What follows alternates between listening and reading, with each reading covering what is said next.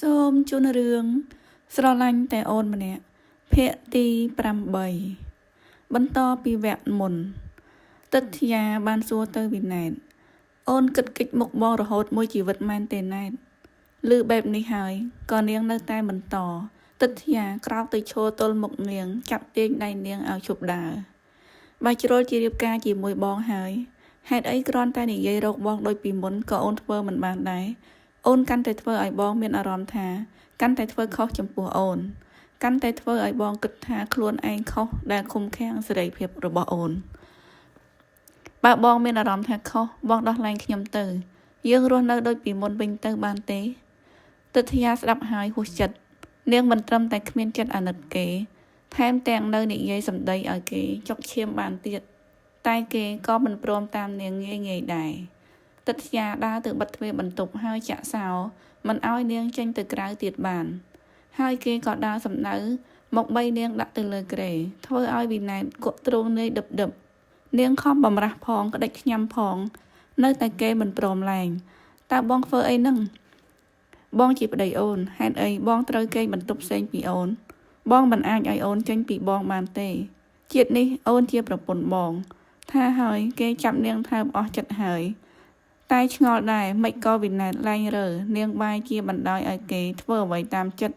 បន្តិចក្រោយមកទើបលឺនាងនិយាយបងគ្មានថ្ងៃបានចិត្តខ្ញុំទេបងយកតែសម្បករូបនេះទៅទោះជាបែបនេះក៏ដោយក៏ទិដ្ឋាមិនខ្វល់ដែរគេដឹងថាថ្ងៃណាមួយ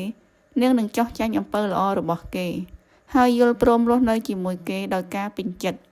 គេនឹងអត់ធ្មត់រងចាំថ្ងៃនោះមកដល់ចាប់តាំងពីថ្ងៃនោះមកពួកគេទាំងពីរក៏ឡើងគេបន្ទប់បែកគ្នាទៀតដែរតែស្ថានភាពដូចជាកាន់តែយ៉ាប់ជាងមុន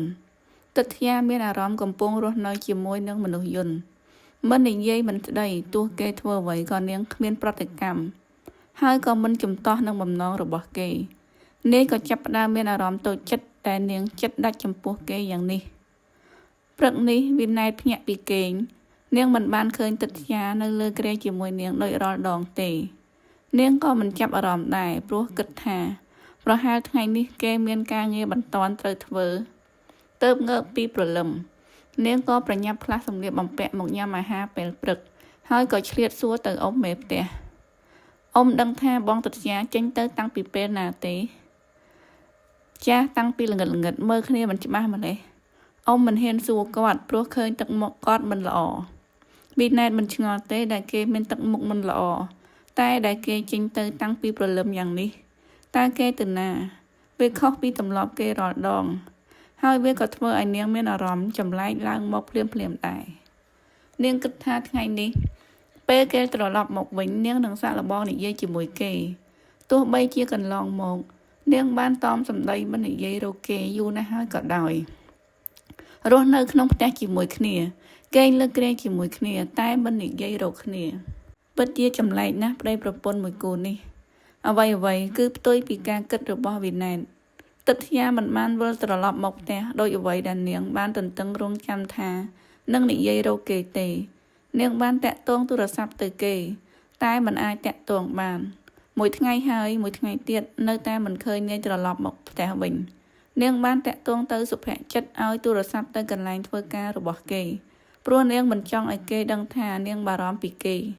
សុភចិត្តប្រាប់ថាគេបានច្បាប់រយៈពេល1ខែសុភចិត្តបារម្ភពីនាងក៏មករកនាងដល់ផ្ទះតើទិដ្ឋាចេញពីផ្ទះទៅណាគេពិតជាមិនបានប្រាប់អូនទេមែនទេណែតវិណែតងក់ក្បាលបង្ហាញទឹកមុខបារម្ភយ៉ាងខ្លាំងណែតតើប្រាប់បងបានទេថារវាងអ្នកទាំងពីរមានរឿងអីជាមួយគ្នាអត់ហេតុអីទិដ្ឋាចេញពីផ្ទះគ្មានដំណឹងគេមិនមែនជាមនុស្សអីចឹងទេពីមុនមកវិណែតតបគឺមកពីខ្ញុំមិនល្អខ្ញុំធ្វើឲ្យគាត់ខ្លាចជាមនុស្សបែបនេះសុភ័ក្រទើបតែឃើញនាងយំម្ដងទៀតក្រោយពេលលោកប៉ានាងស្លាប់វិណែតជាមនុស្សរឹងប៉ឹងប៉ុណ្ណាគ្រប់គ្នាសុទ្ធតែដឹងនាងមិនដែលយំឲ្យអ្នកណាឃើញទេទោះបញ្ហាធំយ៉ាងណានាងដោះស្រាយដោយសុទិដ្ឋិមិនយកទឹកភ្នែកមកដាក់មុខដូចជាមនុស្សស្រីដទៃឡើយតែលើកនេះមិនដឹងថាពាក្យដែលនាងនិយាយថាខ្ញុំមិនល្អមានអត្ថន័យបែបណាក្នុងជីវិតប្តីប្រពន្ធពួកគេទើបធ្វើឲ្យមនុស្សស្រីរឹងមាំម្នាក់នេះអាចស្រក់ទឹកភ្នែកបានគេប្រញាប់លួងលោមនាង ក៏បន្តខ្លួនឯងអីទិដ្ឋាប្រហែលជាចង់យកពេលសម្រាប់អារម្មណ៍មួយរយៈហើយនឹងត្រឡប់មកវិញពេលគេគិតឃើញដំណោះស្រាយទោះបងមិនដឹងថាអ្នកទាំងពីរមានរឿងអីឲ្យប្រកបតែបងជឿថាឆាប់នេះអ្នកទាំងពីរនឹងយល់ចិត្តគ្នាវិញបងនឹងព្យាយាមរកគេហើយប្រាប់គេឲ្យត្រឡប់មកផ្ទះអូនត្រូវមើលថែខ្លួនឲ្យបានល្អត្រូវតែធ្វើជាណែតដូចពីមុនvìណែតដែលមិនចេះចោះចាញ់នឹងឧបសគ្គហើយរឿងពឹងជានិច្ចណានាងងក់ក្បាលសុភ័ក្រចិត្តអាចមើលដឹងពីការប្រែប្រួលសុខភាពរបស់នាងបង្ហាញឲ្យឃើញថានាងមិនបានយកចិត្តទុកដាក់នៅលើខ្លួនឯងទេសុភ័ក្រចិត្តបានលួចសួរអ៊ំមេផ្ទះគាត់ប្រាប់ថានាងមិនសូវញ៉ាំបាយទេហើយក៏មិនសូវនិយាយស្ដីជាមួយអ្នកបម្រើទាំងអស់ដែរនាងតែងតែមានទឹកមុខស្រពោនហើយសំងំនៅតែក្នុងបន្ទប់ប៉ុន្តែតែងតែដើរមកឈរមុខផ្ទះពេលល្ងាចឡើងហាក់ដូចជាកំពុងរងចាំផ្លូវទិដ្ឋាតែពីអាទិត្យមកហើយនៅតែមិនឃើញស្រមោលទិដ្ឋាត្រឡប់មកវិញទៀតសុភ័ក្រចិត្តគិតថាគេត្រូវតែស្វែងរកទិដ្ឋាឲ្យឃើញកាន់តែឆាប់កាន់តែល្អមុនពេលដែលស្ថានភាពផ្លូវចិត្តរបស់វីណែនកាន់តែធ្ងន់ធ្ងរជាងនេះគេព្យាយាមតាក់ទងមិត្តភក្តិជិតស្និទ្ធរបស់ទិដ្ឋាដើម្បីស៊ើបដំណឹងតែមិនបានផលទេរហូតដល់ថ្ងៃមួយជាថ្ងៃទី29ដែលគេបានចាក់ចេញពីផ្ទះទិដ្ឋាបានតាក់ទងទៅសុភ័ក្រចិត្តហើយណាត់គេទៅជួបនៅកន្លែងមួយសុភ័ក្រចិត្តសួរតើឯងបាត់ទៅណាមួយខែមកនេះទិដ្ឋាអោនមកចុះមិនប្រឈមនឹងសុភ័ក្រចិត្តទេខ្ញុំទៅស្វែងរកចម្លើយឲ្យចំណោទជីវិតរបស់ខ្ញុំតែខ្ញុំរកមិនបានទេទើបត្រឡប់មកវិញហើយមិនដឹងថាត្រូវធ្វើអ្វីបន្តទៀតទើបមករកឯងឲ្យជួយគិតតើឯងអាចជួយគិតខ្ញុំផងបានទេថារវាងខ្ញុំនិងណែតគួរបន្តរបៀបណាហើយគួរបញ្ចប់របៀបណាទើបគ្មានអ្នកឈឺចាប់ទិដ្ឋាហាក់បញ្ចេញភាពសោយសោកយ៉ាងខ្លាំងពេលនិយាយចប់សុភ័ក្រចិត្តបន្តតិចខ្ញុំក៏គ្មានចម្លើយដែររហូតតតែឯងទៅផ្ទះសិនទើបឯងដឹងពីចម្លើយនៃជីវិតរបស់ឯងហេតុអីខ្ញុំត្រូវទៅផ្ទះខ្ញុំមិនដឹងត្រូវប្រឈមមុខជាមួយនឹងយ៉ាងម៉េចទេហេតុអីក៏ឯងទន់ជ្រាយយ៉ាងនេះរឹតពីអ្នកឯងមិនក៏ប្រែជាមនុស្សផ្សេងអស់ទៅវិញក្រោយពេលរៀបការរួចពីមុនឯងជាមនុស្សប្រុសម្នាក់មានទំនួលខុសត្រូវជាមនុស្សប្រុសដែលមនុស្សស្រីគ្រប់គ្នាគិតថាអាចពឹងផ្អែកបានតែពេលនេះមិនមែនទេឯងបែរជាទុកមនុស្សស្រីដែលខ្លួនស្រឡាញ់ឲ្យរស់នៅកើតទុក្ខរងចាំការវិលត្រឡប់របស់ឯងរាល់ថ្ងៃឲ្យនាងស្រក់ទឹកភ្នែកព្រោះការនឹករលឹកនឹងមានអារម្មណ៍ថាខុសចំពោះឯងជាខ្លាំង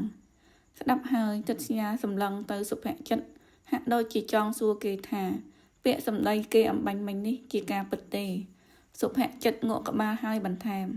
ត្រឡប់ទៅផ្ទះទៅរឹតនោះឯងនឹងរកចម្លើយនៃចំណោទជីវិតរបស់ឯងឃើញមិនខានមិនបងអង្គយូរក្រោយស្ដាប់ចប់ទិដ្ឋាក្រោករត់សម្ដៅឡានបើកតម្រង់ទៅផ្ទះពេលនេះគេគ្មានពេលគិតគូរតូចចិត្តអ្វីទៀតទេដឹងត្រឹមតែម្យ៉ាងគឺបានជួបមុខនាងចង់ដឹងសុខទុក្ខនាងប៉ុណ្ណោះមិនថានាងនៅតែស្អប់គេយ៉ាងណាក៏ដោយគ្រាន់តែឃើញឡានគេចូលដល់ក្នុងរបងផ្ទះអ៊ំមេផ្ទះប្រញាប់រត់ទៅប្រាប់វីណែននាងក៏ប្រញាប់ចេញមកទាំងទឹកមុខស្លេកស្លាំងតែនាងបែរជានិយាយមិនចេញទៅវិញទិដ្ឋាឃើញរូបរាងនាងគេអត់អាណិតមិនបាននាងស្គមម្លេះគ្រាន់តែមួយខែសោះគេដើរតិចទៅក្នុងបំណងទៅលុតជង្គង់មុខនាងតែនាងបែរជារហ័សជាងគេរត់ទៅអោបគេទៅវិញហើយមិននិយាយអ្វីសោះគិតតែពីយំហើយយំទៀតទិដ្ឋាមិនដែលឃើញនាងយំខ្លាំងដូចពេលនេះទេទោះជាពេលលោកប៉ាគេស្លាប់ក៏ដោយតែពេលនេះនាងយំខ្លាំងណាស់យំស្ទើរតែលេចផ្ទះបាត់ទាំងមូលទៅហើយរហូតតតែអ្នកបម្រើទាំងពីរក៏យំតាមដែរទិដ្ឋាចាប់ទាយនាងចេញពីគេដើម្បីបានមើលមុខនាងទើបនាងអាចនិយាយមកកាន់គេបានទាំងរអាក់រអួលខ្ញុំអរគុណបងណាស់ដែលត្រឡប់មកវិញឲ្យបងសុំទោសដែលទៅចោលអូនមិនខឹងបងទេមែនទេនាងក្រវីក្បាលខ្ញុំមិនខឹងទេខ្ញុំទៅជាអ្នកខុសបើគ្មានការចាក់ចេញរបស់បងខ្ញុំនៅតែមិនដឹងពីចិត្តខ្លួនឯងរហូតពេលបាត់បងទើបអូនដឹងថាបងសំខាន់ចំពោះអូនប៉ុណ្ណាឲ្យអូនសុំទោសបងនឹកអូនណាស់ទិដ្ឋាបន្ថែមឃើញកម្លាំងនាងខ្សោយពេកគេបីនាងយកទៅទុកក្នុងបន្ទប់សម្រាកហើយនាងក៏គេងលក់ទៅ ស្រាប់តែពេលនាងភ្ញាក់ដឹងខ្លួនមិនឃើញមានអ្នកណានៅក្នុងបន្ទប់សោះនាងក៏ចាប់ផ្ដើមយំម្ដងទៀតទិដ្ឋាភ័យណាស់ពេលឮនាងយំគេក៏ប្រញាប់រត់ចូលមកអូនកើតអីណែនឃើញគេនាងក៏ស្រវាអោបគេហើយនិយាយតើបងពិតជាត្រឡប់មកវិញពិតមែនទេអូនស្មានថាជាការយល់សប្តិទៅអូនភ័យពេលមិនឃើញបងពុតធូនណែនទិដ្ឋាអោបនាងហើយអង្អែលខ្នងនាងថាបងមិនទៅណាចោលអូនទៀតទេគេនៅតែសង្ស័យពីអារម្មណ៍របស់នាងចំពោះគេពេលនេះទើបសួរអូនស្រឡាញ់បងទេណែននាងមិនឆ្លើយតែនាងងក់ក្បាលនៅក្នុងទ្រូងគេទិដ្ឋាសួរផ្ទាន់ទៅទៀតតើស្រឡាញ់ជាបងប្រុសមែនទេនាងមិនឆ្លើយទៀតតែនាងក្រវីក្បាលធ្វើឲ្យទិដ្ឋាអស់សំណើចទើបតែពេលនេះគេចាប់អារម្មណ៍ថានាងប្រែជាដូចកូនក្មេងគេចាប់ទាញនាងឡើងមកឲ្យសម្លឹងគេ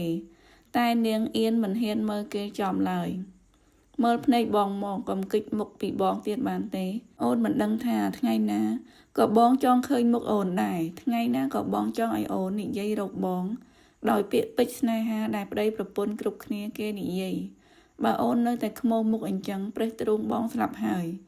នាងងើបមុខសម្លឹងគេហើយយកដៃអង្អែលថ្ពាល់គេធ្វើឲ្យទិដ្ឋាភ័ន្តភាំងអូនស្រឡាញ់បងពីថ្ងៃនេះទៅអូននឹងធ្វើជាប្រពន្ធល្អរបស់បងបានទេទិដ្ឋាស្រវាអោបនាងជាថ្មីហើយឆ្លើយបានប្រកាសជាបានប៉ុណ្ណឹងគឺគ្រប់គ្រាន់ហើយសម្រាប់បងចប់ដោយបរិបូរណ៍សូមអរគុណ